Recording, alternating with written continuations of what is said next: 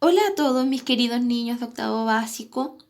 Hoy día vamos a trabajar lo que correspondería a la segunda unidad de la asignatura de Ciencias Naturales. Sus guías ya las tienen hace un tiempo atrás. La idea es que con este video logremos resolver algunas de las dudas que hayan surgido en el desarrollo de las guías. Vamos a partir. Entonces, primero que todo les voy a mencionar cuáles son los contenidos que vamos a trabajar.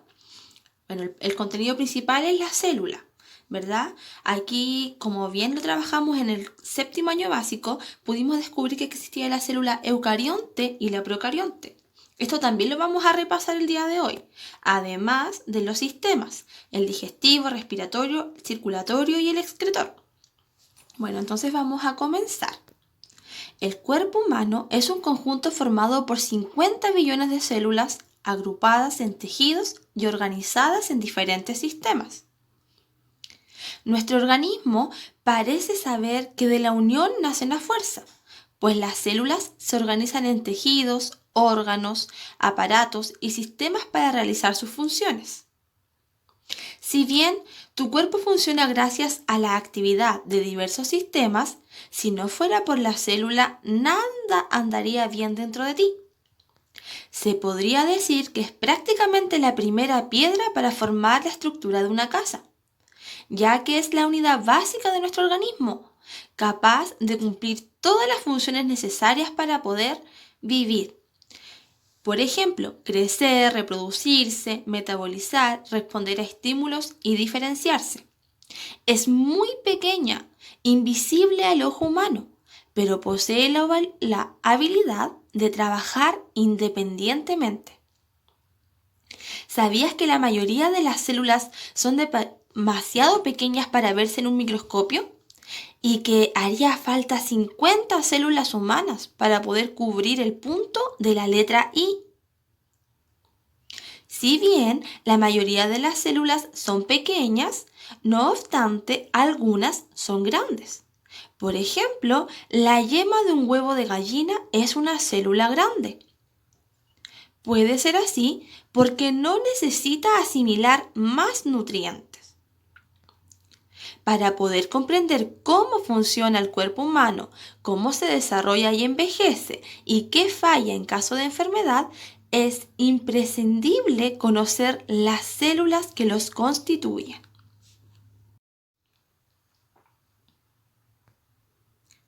Todos los organismos vivos están formados por células y en general se dice que ninguno es un ser vivo si no consta de al menos de una. Algunos organismos microscópicos, como bacterias y protozoes, son células únicas, es decir, unicelulares, ya que se unen todas sus funciones vitales en una sola célula.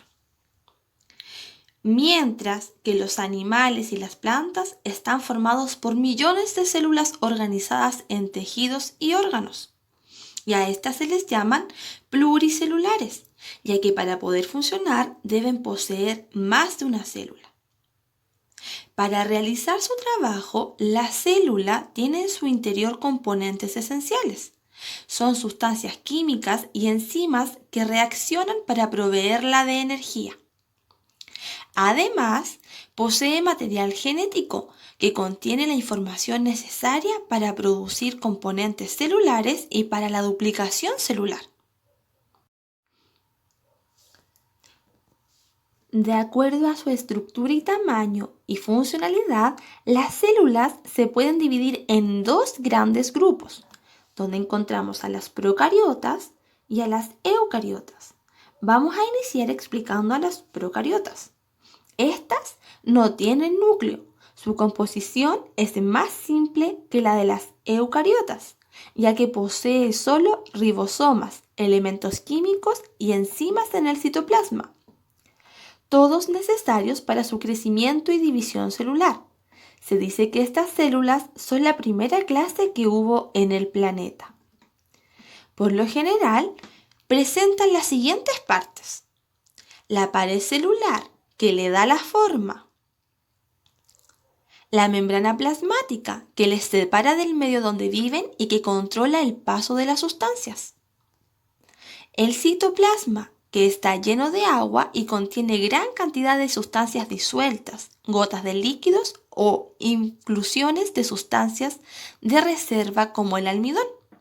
En el citoplasma se realiza el conjunto de reacciones químicas que le permite a la célula sobrevivir. Ribosomas son los lugares donde se construyen las proteínas. El ADN es el material genético que controla la actividad celular. El ADN se encuentra formando una estructura circular, constituye el único cromosoma de la célula. Se ubica en una zona del citoplasma denominada nucleoide. Los plásmidos son pequeñas secuencias de ADN circular extracromosómico que le confieren a la célula la capacidad de intercambiar material genético con otras células o resistencia frente a antibióticos. Flagelos bacterianos que sirven para el movimiento de la célula. Y su cápsula. Esta se utiliza como depósito de alimentos y como lugar de eliminación de sustancias de deseo. Ahora vamos a conocer las partes de esta célula eucariota. En primer lugar, encontramos a la membrana plasmática. Es el límite celular. Este controla el paso de moléculas y recibe los estímulos producidos por el medio. Luego encontramos al citoplasma. Contiene a los orgánulos celulares y permite su movimiento. Dentro de este citoplasma encontramos a los ribosomas, que están formados por dos subunidades de ARN y proteínas. Sirven para la construcción de proteínas. Centriolos. Son estructuras cilíndricas huecas formadas por microtúbulos. Organizan la construcción del citoesqueleto. Solo aparecen en células de tipo animal. Retículo endoplásmico. Se encuentra por todo el citoplasma, relacionándose entre sí. Su función consiste en sintetizar, transformar, acumular y transportar sustancias. Aparato de Golgi. Está formado por sacos y vesículas que provienen del retículo endoplasmático. Mitocondrias son orgánulos grandes y ovalados con doble membrana. La externa es lisa, la interna presenta repliegues denominados crestas. En esta se realiza el proceso denominado respiración celular. El núcleo es la estructura característica de la célula eucariota. Uno de los componentes que encontramos en este es el ADN o material genético. Se encuentra condensado en forma de cromatina. El ADN contiene la información genética y controla la actividad celular. Como ya sabes, en las células se lleva a cabo una serie de procesos vitales para todos los seres vivos. Pero, ¿de dónde obtiene la materia y energía que necesita para realizar sus funciones? Cada día los seres vivos deben tomar las sustancias orgánicas e inorgánicas como gases y nutrientes, donde encontramos a los carbohidratos, proteínas, lípidos, sales minerales y agua, para que todas las células del cuerpo puedan desarrollar sus funciones. A través del proceso de nutrición, los organismos incorporan los nutrientes para mantener las funciones y estructuras de las células. Para lograr la función de las células, el ser humano posee un conjunto de sistemas de órganos, cada uno con una función específica, dentro de los cuales encontramos al sistema digestivo, respiratorio, circulatorio y excretor. Vamos a empezar por conocer el sistema digestivo. La digestión es el proceso de transformación de los alimentos para que puedan ser absorbidos y utilizados por las células del organismo. La función que realiza es la del transporte de los alimentos, la secreción de los jugos digestivos y la absorción de nutrientes y excreción mediante el proceso de defecación. En el proceso de digestión se transforman los glúcidos, lípidos y proteínas en unidades más sencillas, gracias a las enzimas digestivas, para que puedan ser absorbidas y transportadas a la sangre. El sistema digestivo es el conjunto de órganos, ya sea boca, faringe, esófago, estómago, intestino delgado e intestino grueso, encargados del proceso de digestión. Los procesos generales de la digestión son 4. Bueno, encontramos, ¿no es cierto?, lo que sería la ingestión. Esta consiste en la incorporación del alimento al aparato digestivo. Se realiza en la boca y comprende los procesos de masticación, insalivación y deglución de los alimentos. Luego de esto pasa por el esófago hasta llegar al estómago y es en ese órgano donde se realiza el segundo proceso, que es el de digestión. El proceso de digestión es la rotura química del alimento realizada por las enzimas digestivas, de tal forma que las moléculas complejas se descomponen en sus unidades básicas. Y luego así pasamos al tercer paso, que se llama absorción. Es el paso de las unidades básicas de los nutrientes digeridos desde el tubo digestivo a los vasos sanguíneos. Este proceso se lleva a cabo principalmente en el intestino delgado y es el que da paso a la última etapa de este proceso, llamada expulsión o egestión. Esta es la expulsión de las sustancias no digeridas al exterior en forma de heces. Esto se produce en el intestino grueso. Bueno, un segundo sistema que vamos a conocer es el respiratorio. El hombre no puede vivir sin respirar ni siquiera por unos minutos. También sabemos que la frecuencia con que se respira es de aproximadamente 16 veces por minuto. Frecuencia que puede aumentar después de realizar un ejercicio físico. El sistema respiratorio está constituido, entre otras estructuras, por las fosas nasales, laringe, tráquea, bronquios y pulmones. En el hombre, el sistema respiratorio incluye las vías aéreas, que son las zonas de conducción, donde sus principales estructuras son las fosas nasales, la faringe, laringe y tráquea. Las fosas nasales cumplen la función de humedecer, calentar y limpiar de grandes moléculas en el aire inspirado, el cual pasa por la faringe, el que es encargado de conducir este aire hacia la laringe. Y es en este último donde se produce la fonación. Es decir, que en la laringe se producen las vibraciones de las cuerdas vocales durante el paso del aire. Luego llegamos a la tráquea, que es por donde pasa el aire en dirección a los pulmones. Al final del trayecto, la tráquea se bifurca, dando origen a los bronquios derecho e izquierdo. Cada bronquio penetra en un pulmón a través de su borde interno y por donde entran también los vasos arteriales, venosos y linfáticos. Así es como podemos llegar a los pulmones, que es la zona donde se produce el intercambio gaseoso. Corresponde específicamente al alvéolo. En ellos ocurre el importante proceso llamado hematosis, proceso por el cual la sangre traspasa el aire alveolar, sus productos de excreción, representados por el CO2 o dióxido de carbono, y a la vez se aprovisiona del O2, que es el oxígeno, para transportarlo a todo el organismo.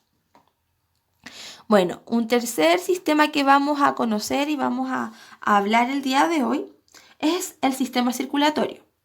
Como una gran autopista que comunica todas las ciudades de un país y a través de pequeños e intrincados caminos, los lugares más alejados, el sistema circulatorio se encarga de trasladar los elementos básicos que necesita nuestro cuerpo para funcionar. Además, también se preocupa de servir de medio para sacar los desechos, para que circulen las hormonas que inhiben o estimulan las funciones básicas y más aún facilita sus caminos para que actúen los sistemas defensivos del organismo. Incluso se preocupa de mantenerse a una temperatura adecuada, pues sus variaciones también afectan al resto de nuestro cuerpo. Para que esta supercarretera funcione y cumpla con sus misiones de alimentación, defensa y control de diversas acciones y de la temperatura corporal, necesita de un motor que la mantenga activada permanentemente. Esta función esencial la cumple el corazón. El sistema se completa con los conductos o vasos sanguíneos, que son las arterias, las venas y capilares, y el fluido que transita por ellos, la sangre. La sangre penetra en todas las partes del cuerpo. Gracias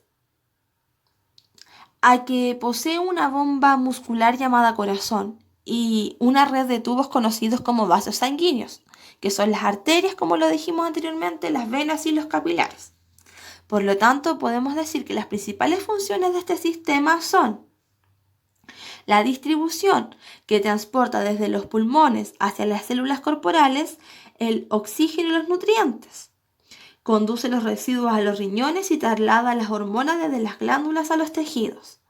Tenemos también la función de la protección, que defiende al cuerpo de las infecciones e impide la pérdida de la sangre o coagulación. Y por último, tenemos la regulación, que es la que se encarga de distribuir el calor para mantener la temperatura corporal. Se conserva el pH de los tejidos y regula la cantidad de fluido en el sistema circulatorio. Bueno, en cuarto lugar tenemos al sistema excretor.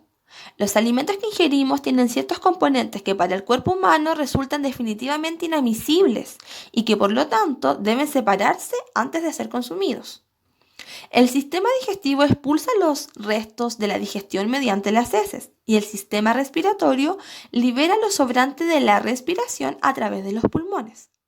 Sin embargo, existe otro mecanismo de eliminación de desechos muy complejo, diseñado para barrer los productos resultantes de la actividad celular, que es el aparato excretor. Este aparato está regido por un par de órganos llamados riñones, que se sitúa en la parte inferior y a ambos costados de la columna vertebral. Tiene forma de poroto. Miden 10 centímetros de largo, su coloración es roja oscura y pesan 150 gramos cada uno. Están formados por millones de pequeños tubos uníferos que forman un sorprendente sistema de filtraje.